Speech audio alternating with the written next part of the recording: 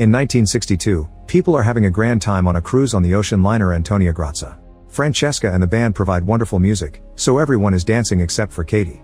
A waiter notices she has a spelling toy and helps her form the words "I'm so bored."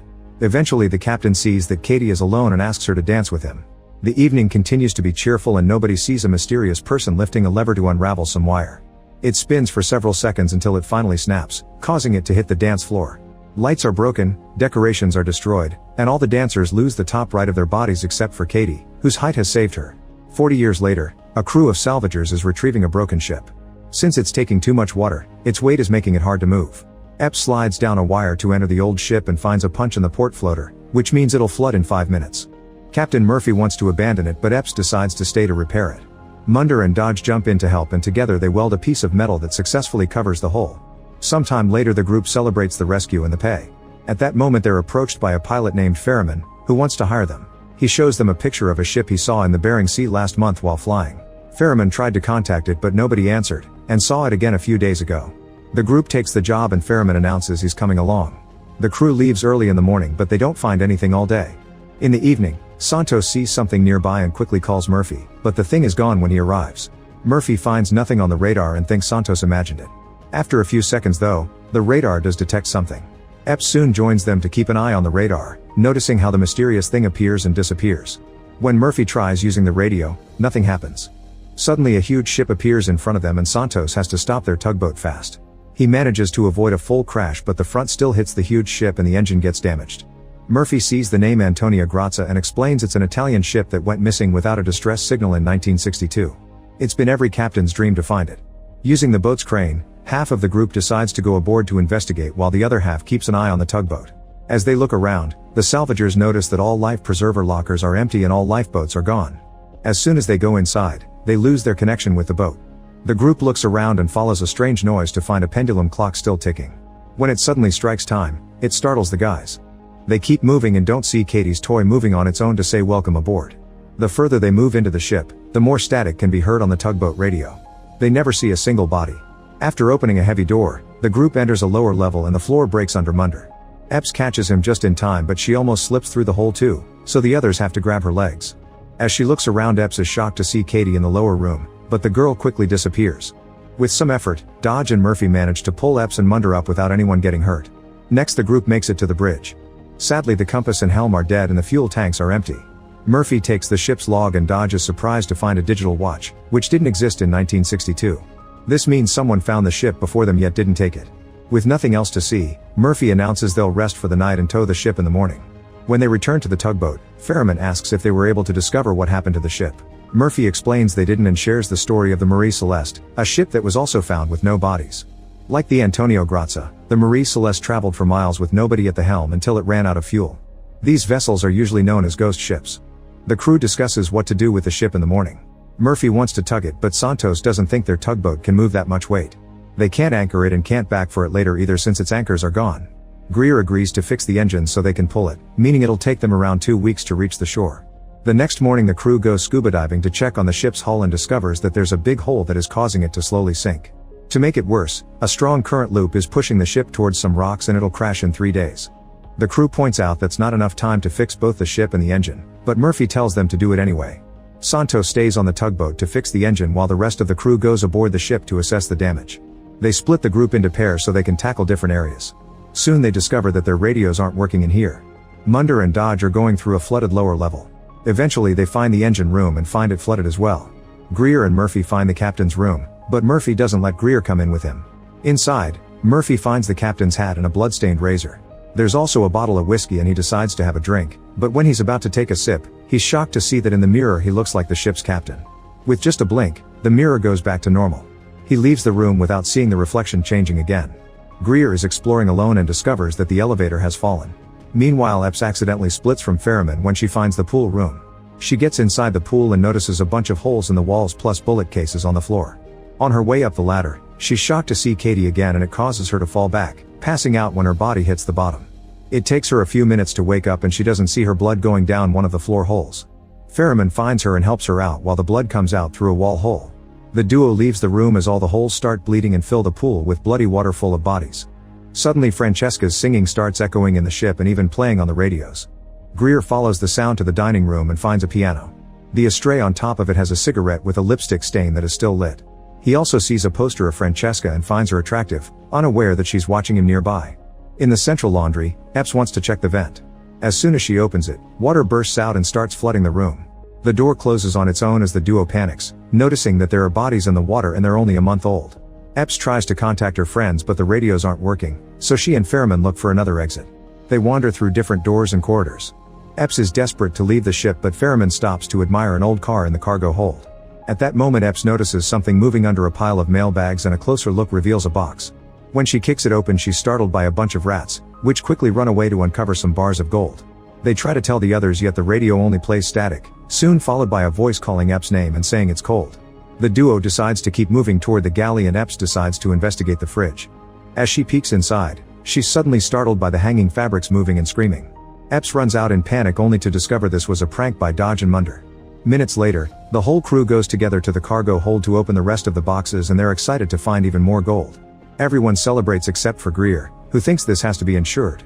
Dodge points out that the markings have been filed down to make the bars untraceable, which means they're stolen. Munder replies that it only explains the 1962 incident, but they've also found recent bodies. Murphy reminds them that anything found in international waters is for the finder to keep, so they agree to take the gold instead of the ship. While most of the crew starts packing up the gold, Greer and Santos return to the tugboat to finish working on the engine. At that moment in the engine room, the valve on a propane tank starts moving on its own and Katie senses something is wrong, so she tries to warn Epps only to be pushed off by another ghost. Gear starts the tugboat and causes a huge explosion in the engine room. Mondo and Ferriman are nearby and jump just in time. Santos' body is on fire and he also jumps into the water as the other half of the tugboat explodes too. On the ship, Epps is thrown back by the shockwave, but she quickly recovers and jumps into the water to help her friends.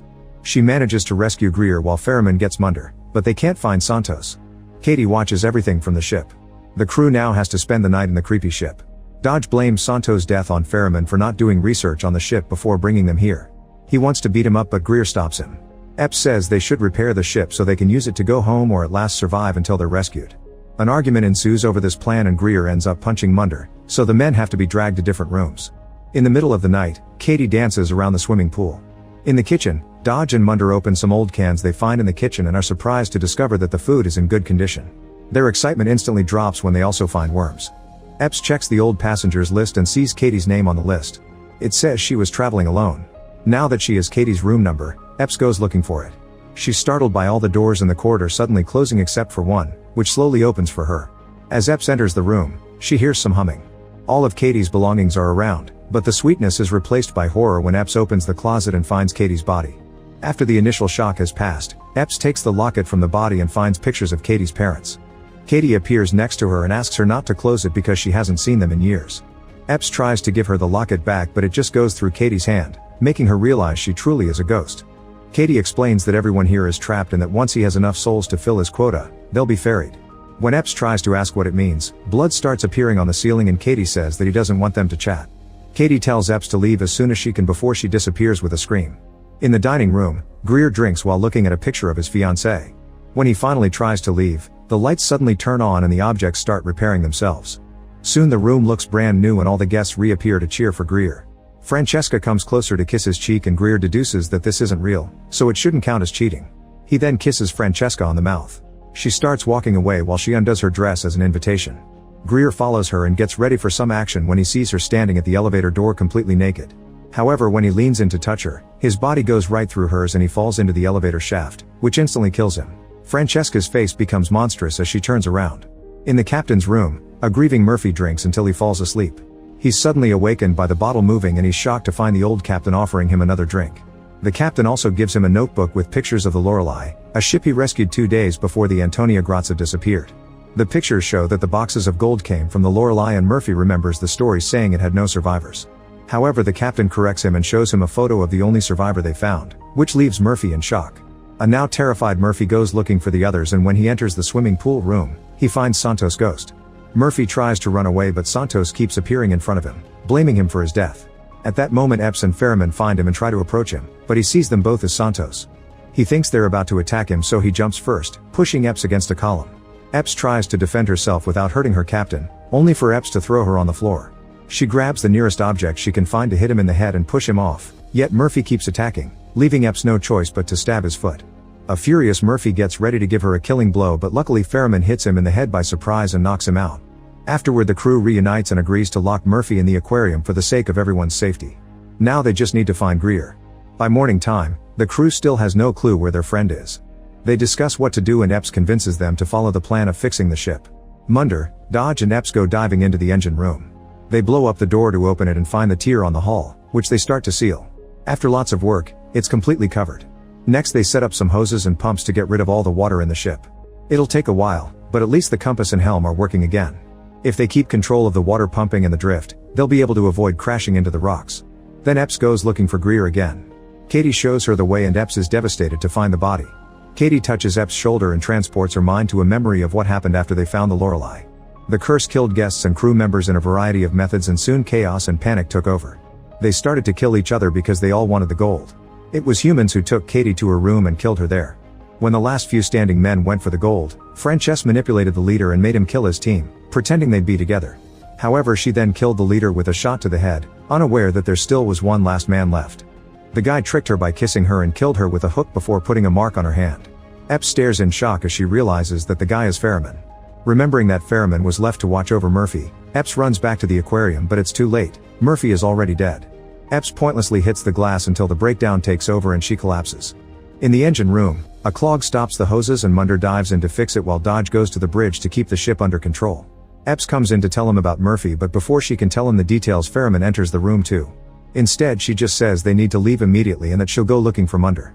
She wants Dodge and Ferriman to keep an eye on each other, and before leaving she gives Dodge a gun. Meanwhile, Munder is swimming when suddenly he feels his legs getting stuck. It turns out the ship's gears are moving and bringing him in. Munder desperately tries to swim away, but the gears are too strong and soon crush him.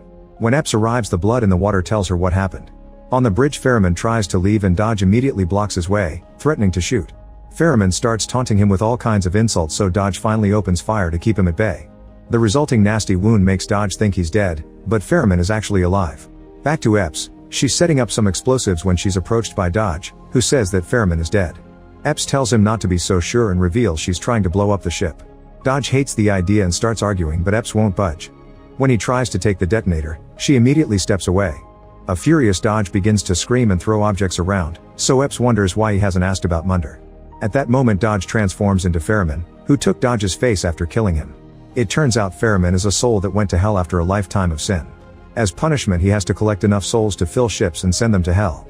Only corrupted souls count, which is why Katie isn't valid. He offers to let Epps go if she doesn't blow up the ship, but she refuses. When she is about to set off the bombs, Ferriman makes a beam hit her. She drops the detonator and falls into the water. Then Ferriman gets in the water too and starts beating her up. However, Epps finds a crossbow underwater and stabs Ferriman's leg. As he steps back, Epps uses the chance to shoot an arrow at the detonator, which activates the explosives. A massive explosion blows up the whole ship and burns down Ferriman. Now the souls are freed from his torment. Epps swims among the falling debris and sees Katie, who guides her to safety. She says a final goodbye before disappearing with the other souls. On the surface, Epps watches the lights of the souls floating around the sinking ship and holds on to some random objects. Thankfully, a ship eventually rescues her. Sometime later, Epps is back on land. As they put her in an ambulance, she's shocked to see some officers handing the boxes of gold and Ferriman following them. Epps tries to scream only for the ambulance doors to close on her face. Like, comment, share, and subscribe. Thanks for watching. See you on my next video.